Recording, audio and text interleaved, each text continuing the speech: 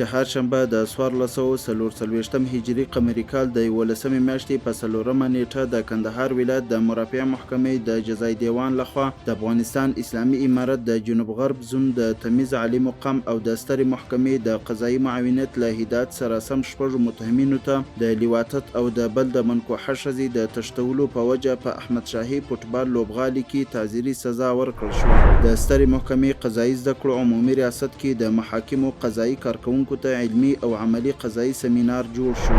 د هلمند ولایت د مرافعه محکمې عمومي رئیس د دغه ولایت له مرکزي محبس څخه لیدنه وکړه. د کابل ولایت د مرافعه محکمې رئیس د یو پلاوي په مشرۍ د وثایقو د ثبت امریتونو او شهري ابتدایي محاکمو څخه د څارنې په موخه لیدنه ترسره کړه. د پکتیا ولایت مرافعه محکمې د عمومي رئیس په مشرۍ اداري ناسته وشوه. د کابل ولایت د مرافعه محکمې رئیس د نشهیي توکو او مسکراتو څخه د مخنیوي ابتدایي محکمې او د یادې محکمې توقیف خونې څخه د څارنې په موخه لیدنه وکړه. د پکتیا ولایت د ښاري ابتدایي محکمې ریاست اداري ناسته ترسره شوه. د پکتیکا د مرافعه محکمې رئیس د عدلیې او زراعت له رئیسانو او د امارت د قضایاو او حقوقو له امیرونو سره وکتل. د بلخ د نظامي محکمې رئیس د شبرغان او سرپل ولایتونو له عمومي زندانونو څخه لیدنه وکړه. د زابل ولایت شهر صفا ولسوالۍ کې د مقتول کورنۍ د علما کرامو په منځګړیتوب قاتل ته بخښنه وکړه. د فراه ولایت د مرافعه محکمې قضایي غونډه ترسره شوه.